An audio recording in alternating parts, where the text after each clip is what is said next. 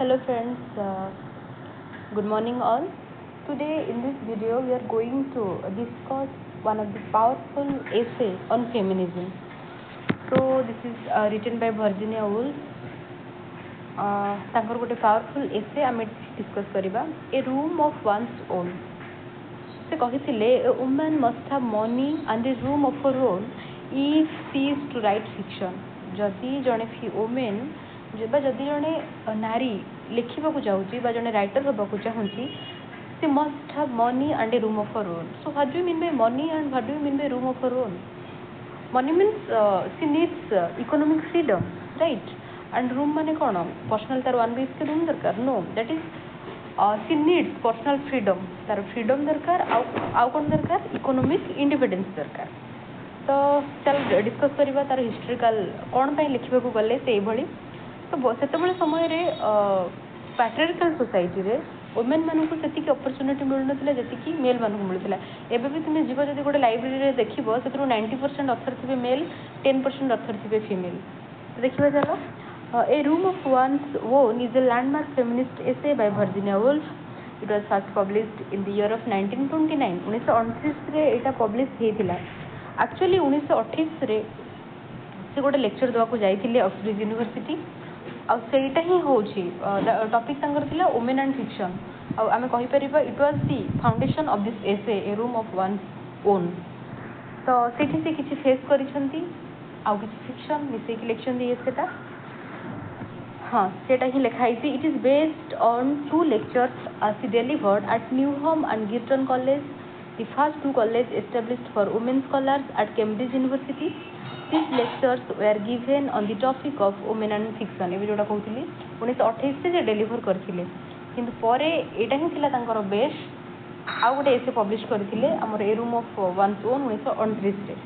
ତ କ'ଣ ଥିଲା? In this essay Woolf explores the historical and social barriers that have prevented women from writing and expressing themselves freely. ତ ସେତେବେଳେ ସମୟରେ women ମାନଙ୍କୁ ଯେଉଁ ସବୁ ସୋସାଇଟାଲ ଏକ୍ସପେକ୍ଟେସନ୍ ଥିଲା, ଯେଉଁ ସବୁ ସୋସାଇଟାଲ ବାଉଣ୍ଡରିଜ୍ ଥିଲା, ସେସବୁ କେମିତି ଫିମେଲ୍ ଫିଗର ମାନଙ୍କୁ ସାଇଲେନ୍ସ କରିଦେଇଥିଲା, ସେଇ ଉପରେ ତାଙ୍କର ମତବ୍ୟକ୍ତ କରିଛନ୍ତି। Her central argument is that women must have money and a room of her own if she is to write fiction. Just ଆମର ଭିଡ଼ିଓ ଆରମ୍ଭ କରିବାର ଫାର୍ଷ୍ଟ ଲାଇନ୍ ଏଇଟା ହିଁ କହିଥିଲି। A woman must have money and a room of her own if she is to write fiction. ତ କ'ଣ ବୁଝୁଛ room? Room ମାନେ ତ ଯଦି ଦେଖିବା ଲିଟରାଲି ଯଦି ଦେଖିବା ତାର ମିନିଂ ହେଉଛି ସ୍ପେସ୍, କିନ୍ତୁ ଏଠି ହେବ କ'ଣ? Individuality or freedom. And money means power to be independent. That means women should not rely to others. ଏଇ ଦୁଇଟା ଜିନିଷ ଗୋଟେ ଓମେନ୍ ପାଇଁ ନିହାତି ଦରକାର ତାର କ୍ରିଏଟିଭିଟି ପାଇଁ। So this line encapsulates the need for both economic independence and also personal space. It's essential. These are the essential conditions for female creativity. So let's know about our author. Virginia Woolf was born on 25th January 1882 in London into a well-connected literary family. Her father, Sir Leslie Stephen, was a renowned historian and critic. Although her brothers went to Cambridge, Woolf was self-educated. ତାଙ୍କ ଭାଇମାନେ କେମ୍ବ୍ରିଜରେ ପଢ଼ିଥିଲେ, କିନ୍ତୁ ଇଏ ଥିଲେ self educated through private tutors and her father's vast library. ସେ ଗୋଟେ intellect ଫ୍ୟାମିଲିରୁ belongs କରୁଥିଲେ, ତେଣୁ ପାଠ ପଢ଼ିବାରେ ତାଙ୍କର ଏତେ କିଛି ଅସୁବିଧା ହେଇନଥିଲା। She became central figure in the Bloomsbury Group, a circle of artists and writers known for their modernist ideas and progressive values. ସେ ଗୋଟେ ଟାଇପ୍ର ଇଣ୍ଟେଲେକ୍ଚୁଆଲ୍ ଗ୍ରୁପ୍, ଆମେ ବହୁତ ପଢ଼ିଛେ ବ୍ଲୁମ୍ସ ଗ୍ରୁପ୍ର ଅଥରମାନଙ୍କ ବିଷୟରେ। So Woolf was a pioneer of stream of consciousness. Mister Dalloway ତୁମେମାନେ ଯଦି ପଢ଼ିଛ ତାହେଲେ ଷ୍ଟ୍ରିମ୍ ଅଫ୍ କନସିୟସନେସ୍ ବିଷୟରେ ତୁମେ ଜାଣିଥିବ। ମାନେ ଗୋଟେ ବ୍ୟକ୍ତିର ମନ ଭିତରେ କ'ଣ କ'ଣ ଘଟୁଛି ସେଇଟା ଆମେ ସେ ଷ୍ଟୋରି ମାଧ୍ୟମରେ ଦେଖିବା। ପଢ଼ିଛେ ନା mistress Dalloway? And also experimented with literary form. Her major work mistress Dalloway 1925ରେ ପବ୍ଲିଶ ହେଇଥିଲା। To the lighthouse, Orlando, The Waves and a Room of One's Own. It's an essay. So with her husband she founded the Hogarth Press. She died in 1941, leaving behind a lasting impact on literature and feminism. A summary of the essay. The essay begins with Woolf's visit to a fictional university called Oxbridge. Cambridge और Oxford ये दुटा university को मिसेकी आमर से time Oxbridge कहला वर्तमान समय भी सब बेस्ट यूनिवर्सिटी कहले भूल हेनी से notes the contrast between men's and women's college तेणु से नोट करते मेन कॉलेज और वुमेन्स कॉलेज भितर डिफरेन्स कौन से समय जो देखा वुमेन मानकर केवल राइट्स थिला कौन भोट दे पारुथिले 1918 मसीह गोटे बिल पास होता 1928 मसीह गोटे बिल पास होता जद्वारा कि से केवल भोट देवा सक्षम थे ता छड़ा आउ किसी सुविधा सुजोग पाई पारुनथिले पैट्रियार्कल सोसाइटी रे मेल डोमिनेटिंग सोसाइटी रे तो कौन देखिले she finally walking around she is restricted from stepping on college lawn को भी झील मानक जावाक अलाउ नथिला and when she tries to enter the library she is denied entry जेतेबेले से लाइब्रेरी को एंट्री कले सेठी मध्ये अलाउ नथिला because she was a woman she जदिओ इनवाइट होते गोटे गेस्ट हिसाब से लेक्चर डिलीवर करने तथापि being a woman she was not allowed to enter to the lawn और she was not allowed to enter to the library so these exclusions are symbolic of the broader academic and societal restriction placed upon women तेणु ये तुम बुझीपार गोटे college रे boys अच्छा girls अच्छा किंतु girls are not allowed to enter into the library को मध्य एंटर करने पाखे परमिशन नथिला आउ कौन देखी at the British Museum she observes rows upon rows of books written by men about women से देखिले धाड़ी पर धाड़ी बही पुस्तक गदा होती पुरुष माने नारी स्त्री मान लिखिं she struck by the tone of a male dominance and education तेणु मेल डोमिनेंस को देखिक से आश्चर्यजनित हो गले reading her to theorize that women have solved all this century as looking glasses processing the magic and delicious power of reflecting the figure of man at twice its natural size.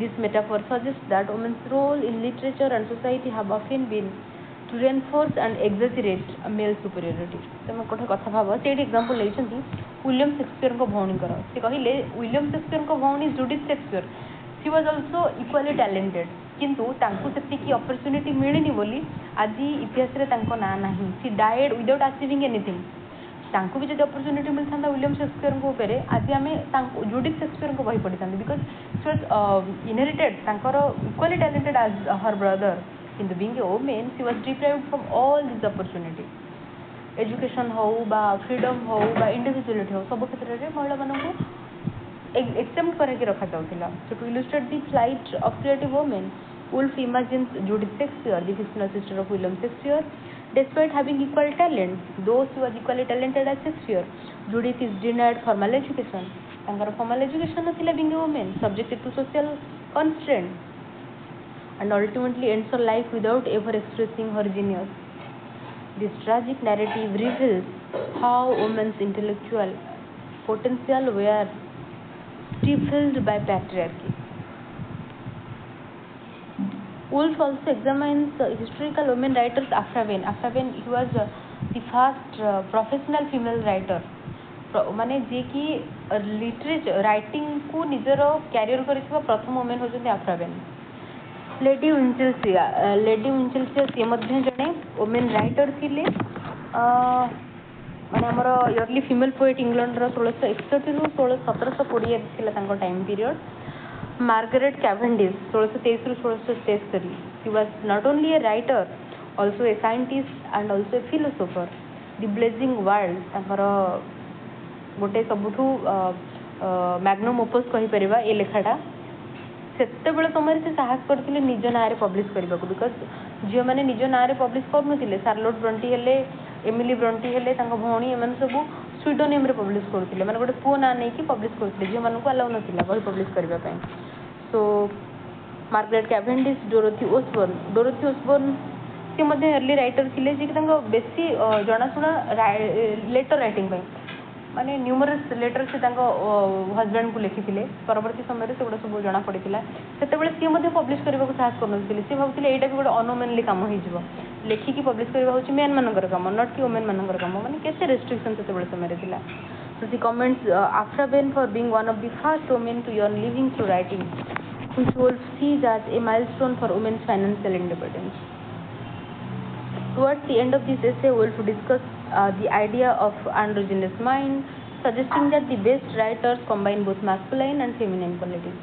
She ends with a hopeful vision where women, having gained freedom and privacy, सब बेले से दीटा जिनस कहते women को voice raise करने freedom दरकार निजर own privacy दरकार.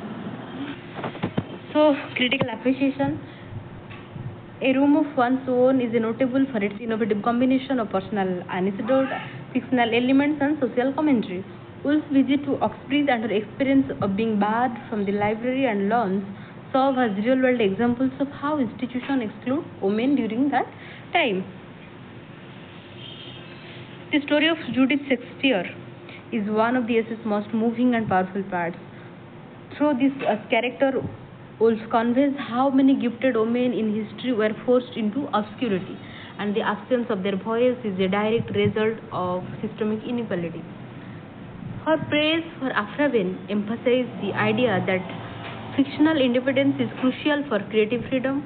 Woolf argues that Behn's act of writing for a living broke the mold for future women writers. The essay also critiques how men have historically written about women. Woolf's observation at the British Museum about cells filled with male author text defining women leads to the metaphor of women as mirror for men's self-aggrandizement.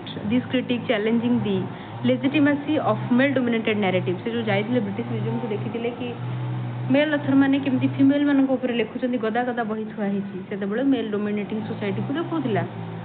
So her concept of the androgynous mind is an advanced psychological insight into creativity.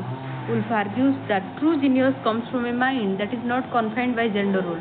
तेणु true writer जी तार सेमती gender किसी न था. Thus promoting a balanced and integrated artistic vision. So it remains a seminal work in the feminist literary criticism. She combines history, fiction, and polemic to make a compelling case for economic freedom, education, and space as essential for women's artistic expression. Her essay not only questions patriarchal norms but also provides a visionary pathway for future generations of women to write freely and powerfully. It continues to inspire and influence debate on gender, literature, and equity. I hope you all have understood this essay. If you have any doubts, you can put your comments in the comment section. I will definitely reach to you. So thank you. Have a good time.